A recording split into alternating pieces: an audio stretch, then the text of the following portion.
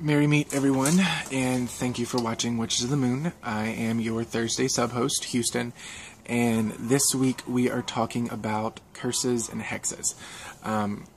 If you guys haven't seen the videos before me, Tuesday Natalie talked a great deal about her point of view on curses and hexes, and I think it was a great, insightful video. Also yesterday, Nimbus and Blythe talked about their point of view on hexes and curses, and also gave you a little bit of tips on what you should do if you feel that you were cursed, and I thought that was an amazing and insightful video as well. I'm thankful to be a part of this group, so it's kind of cool to see everyone's opinion.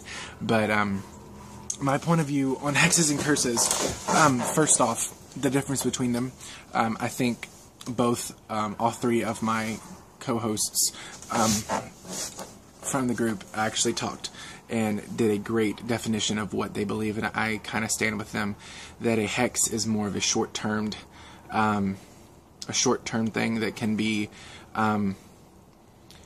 either gotten rid of by changing one's attitude toward a certain person. So let's say that you're having this really nasty person at school or at work, and you hex them saying that, you know, I want you to leave me alone, or if they, you know, didn't leave you alone, or whatever, you took any, like, steps to mundanely and magically to kind of sweeten the situation, or, you know, make it better if that doesn't work, to hex them saying that your life would be shit if you don't leave me alone. But if they do start leaving you alone, their life goes back, you know, goes back to normal, goes back to their happiness, I guess. And that's kind of what I feel that a hex is. It's more, it's got a start and an end date to anything, or start and an end effect. Like, if they change their attitude towards me or they leave me alone, then the hex is gone, or the spell is gone. It dissolves. A curse, on the other hand, is more heavy-handed. I don't know if that's the right term, but it's more more long-lasting. It's kind of like, I'm trying to think of a definition.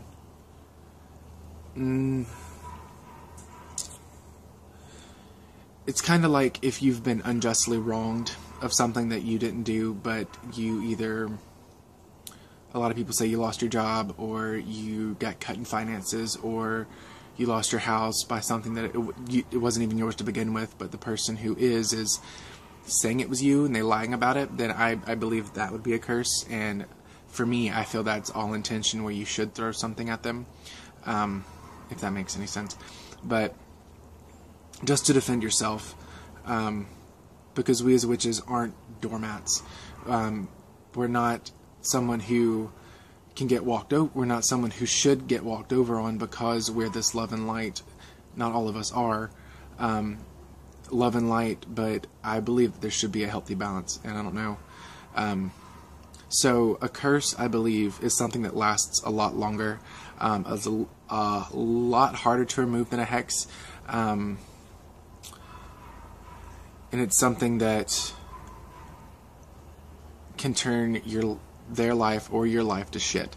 Hex, on the other hand, is more of a less drastic measure than a curse. For me, I believe, and I stand strongly behind it, that a witch can't heal unless she knows how to curse, or hex, or he, whatever, it's pronouns.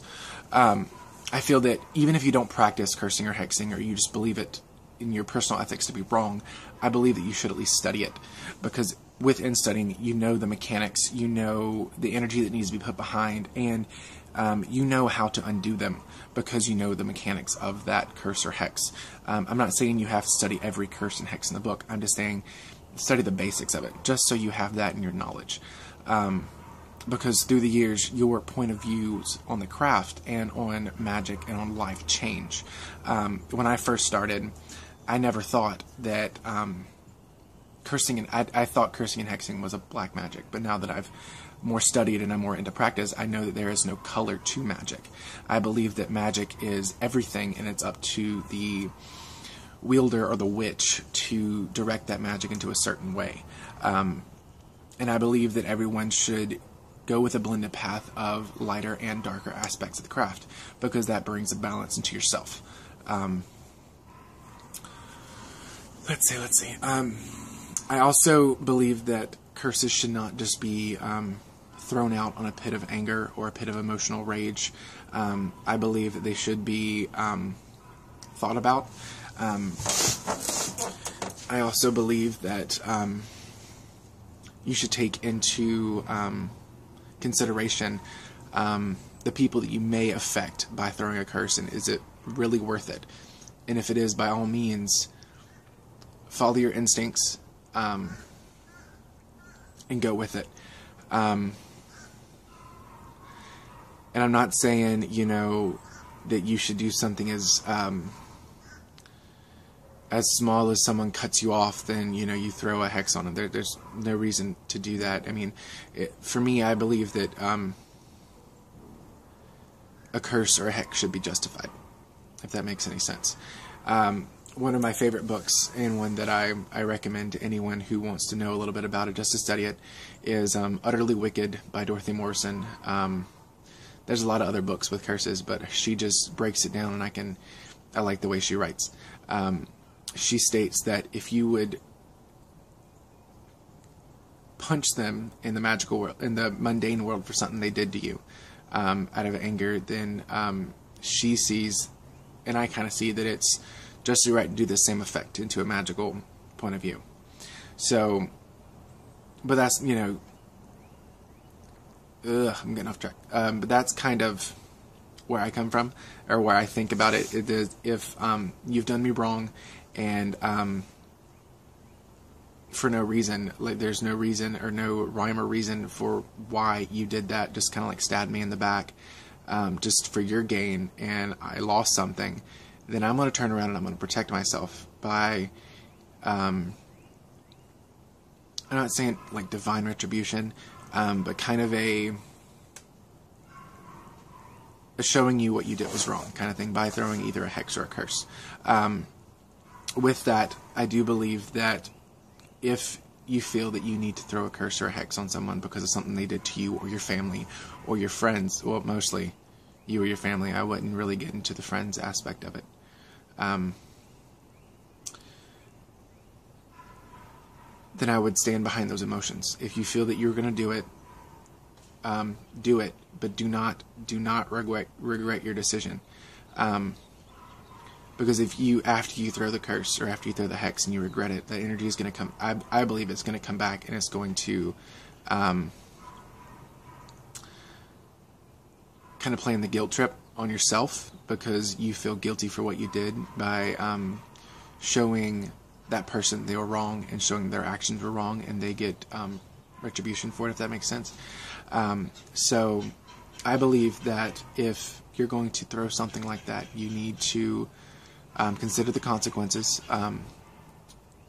for that person, the people around them, and also stand behind it. Stand behind it 100%. You're a witch, own your power. Now with that,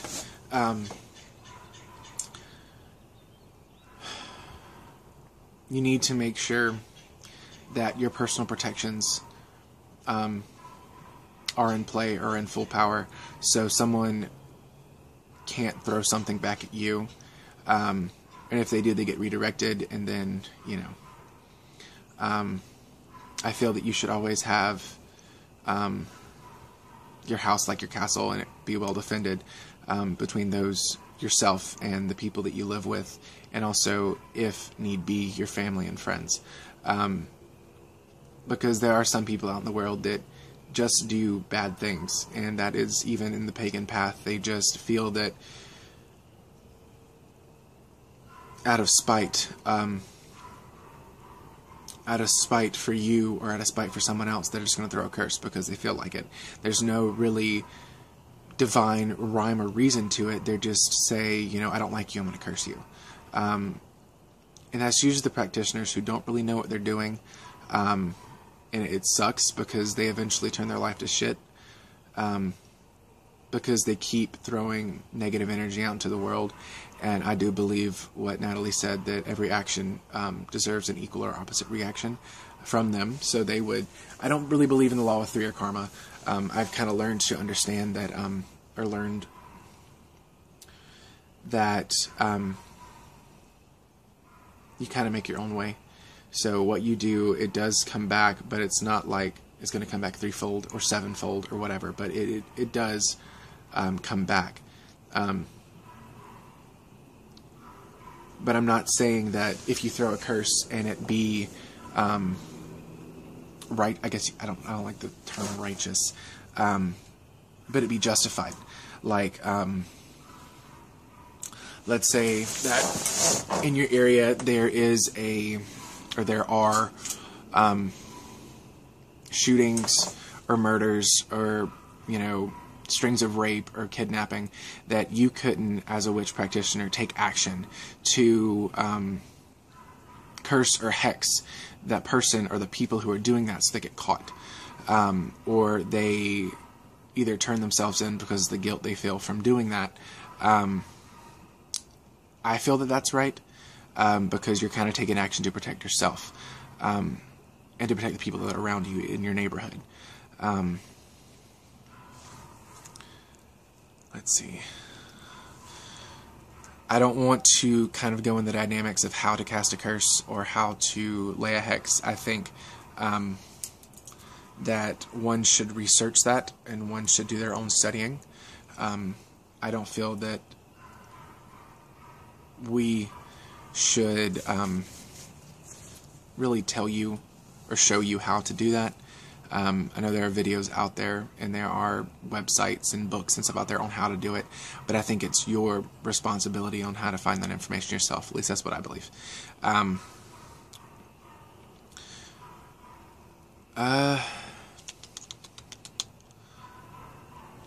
So what would you do if you think you are cursed? What I would do is if I think I was cursed or hexed, which truthfully I have been. It was kind of a dark time. See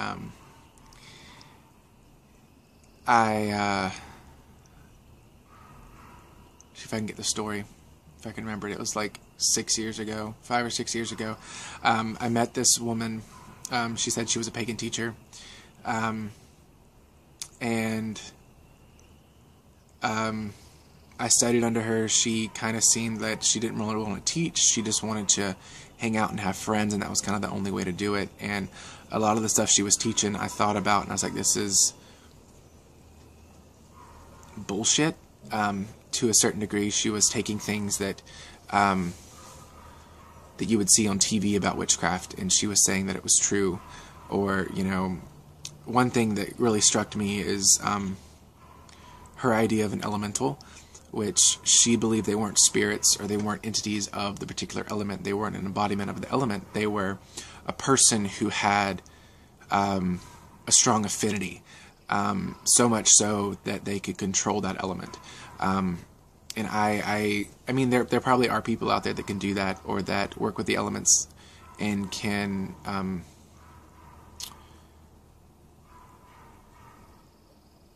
control them to an extent. But one thing she said, that if you call on elements in circle, that person will find you and kill you. And I thought that was complete and utter bullshit. And I called her out on it, and the two other people were with me. They didn't know about it.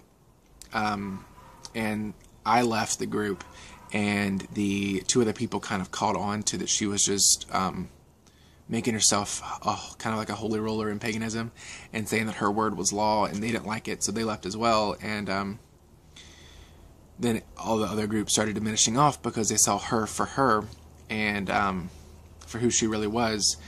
And after that, I would have to say it wasn't like I felt bad for leaving, but I was in student housing, and my roommates, it was forward to an apartment, and my roommates moved out and moved to another apartment, and I was by myself for a good like 3 or 4 months, or 2 or 3 months, and it was a really dark time. Like, I wasn't able to focus on my schoolwork. I was kind of dropping off, and it wasn't anything that I've done. There was nothing that I was doing different.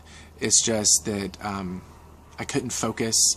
When I got home, it was like I felt this sense of dread, being scared to be by myself, which is not like me. I like to kind of be by myself and be sheltered, and I just felt this panic need to protect myself, to I don't know, to kind of get rid of whatever it was.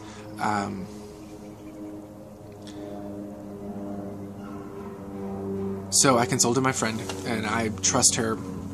She's an amazing practitioner, an amazing friend, and I trusted her opinion. She said that there was something dark and something negative that was kind of attached to me that she sent, that the other woman sent. And it was affecting me more than the other people, because I believed that they had stronger protections than I did. And since then, I've learned to protect myself. But just to cleanse we cleansed ourselves using salt, sage, and kind of a rosemary. And then we did a kind of an uncrossing ritual that was 5 days, consecutive 5 days, kind of working with a spell, and it worked.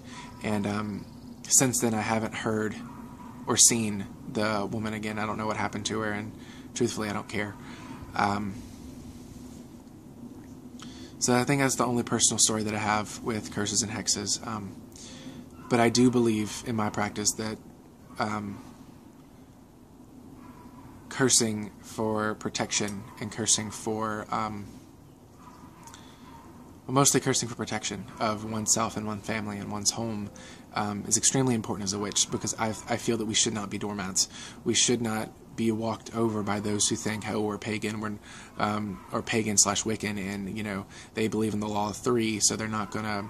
If I be mean to them, they're just gonna roll over and not do anything about it. I think that's complete bullshit.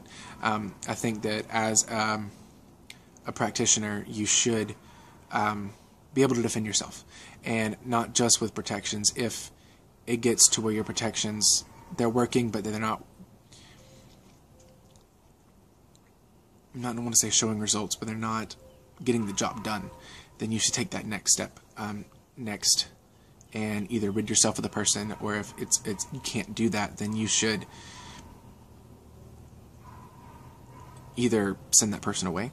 I mean, there are spells to make a person leave a home, a job, or whatever, but sometimes protection and blessing doesn't really work, and you have to go to the other side, and I believe that's completely okay. We as witches have the power to do that, and why shouldn't we?